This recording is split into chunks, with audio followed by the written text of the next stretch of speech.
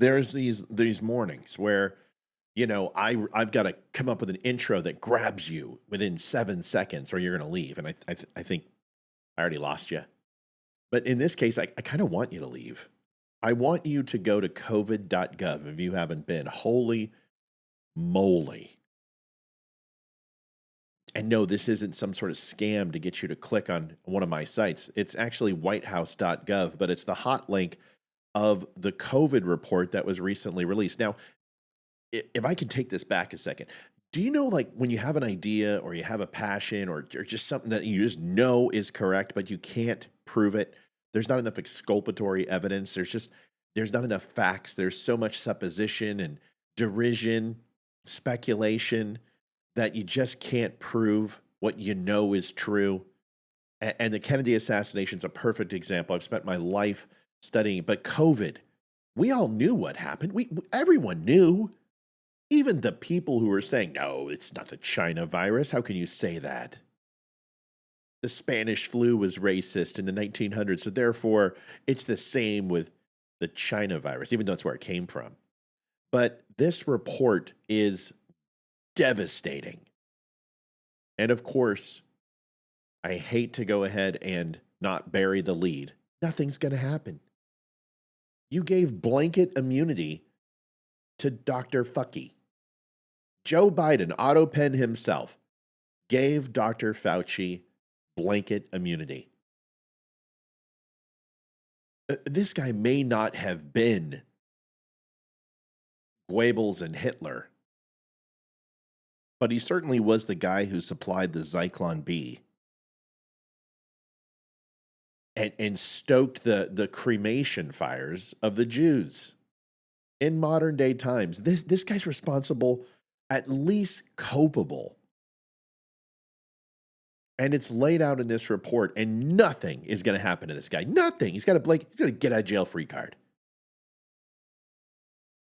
The study shows that the origins of COVID-19 was more than likely a high probability.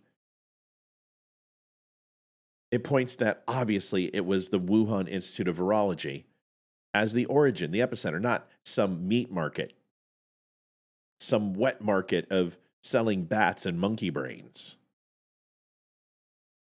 The NIH funded the research. U.S. taxpayers funded gain-of-function research at WIV through EcoHealth Alliance. Rand Paul's been talking about this.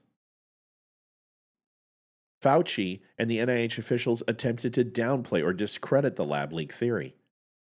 The cover-ups, Chinese authorities, U.S. officials, and select scientists were involved in suppressing origin information. There was a tremendous amount of fraud and abuse in the COVID relief programs. The PPP loans, you remember all these? $64 billion lost. Credit card companies just washed out. Their debt just written off by taxpayer money. People got free credit cards, just wiped off their debt.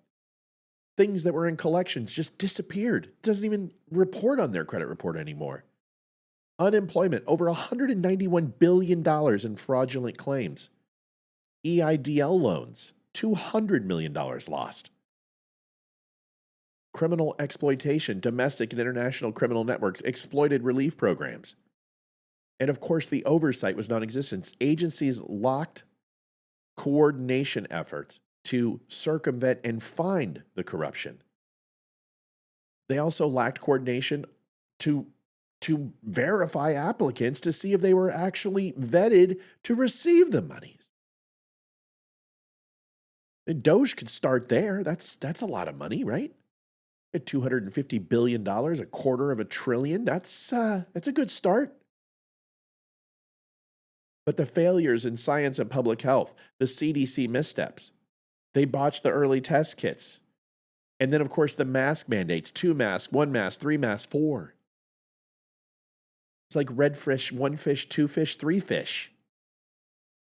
Do it while you're standing. Do it while you're sitting. Not if there's plexiglass. If there's plexiglass, take a bite, put it on, take it off. Don't take a bite. Oh, you're kidding me. 6 feet, 3 feet. Unbelievable. The effectiveness of the infection-acquired immunity was completely downplayed. That effectiveness of get it and forget it was no big deal. You have to get a shot. Don't you remember Fauci? 45% immunity, 65, 75. It's like an cattle auction. 85, 95, I'm going to get a one. Get a one, two. One shot, two shot, three shot, four shot. Booster your shot. Get your super duper booster. Get the booster to end all boosters. The 1 gallon shot. Give me a break. I mean, you remember this, right? And everyone's like, well, I know all this, Matt. Yeah, no, now we know all this. Now we can sit here and say, yeah, but we actually have the evidence now that everyone's been pardoned. The mandates pushed without clear scientific justification undermined military readiness by kicking out military personnel and essential nurses. What about the economic impact? Long-term damage to economy, mental health, child development, physical health. The school closures, all done by the school unions and the CDC, just devastated us academically like it wasn't bad enough. They're throwing napalm on a gasoline fire. Small businesses, rural and low-income areas were hit the hardest by these prolonged exposures. But look at the accountability or the lack thereof. Andrew Cuomo, his administration engaged in medical malpractice, covered up nursing home death counts. EcoHealth Alliance, we talked about him earlier, obstructed investigations, misled officials, and doctored public documents. Doctored public documents. I reported that in Houston, when the Houston Medical Center, and they had 30,000 some odd cases, and it shows that the difference between a person who was in intensive care with the vaccine and without were negligible, that the numbers were only like 3 or 4%, but they told us there was like a 99% survival rate if you got the vaccine. Lies. Federal officials destroyed evidence, used private email, and lied to Congress. Dr. David Morenz lied to Congress. Dr. Fauci lied to Congress. What happened? Nothing. The World Health Organization caved to Chinese pressure, published propaganda, mishandled origin investigations, and drafted dangerous treaty proposals. Look what Facebook did, Twitter. They suspended my account for even just mentioning the word COVID, and I was never even one of the guys who was laying out all the crazy stuff. I just reported what the NIH and the World Health Organization said. I just released the published studies. That's all I did. And I got slapped, and I'm still slapped. I still am getting throttled by Facebook. It's amazing what you know during the moment is so difficult to prove because of all the noise. But in the end, we were right.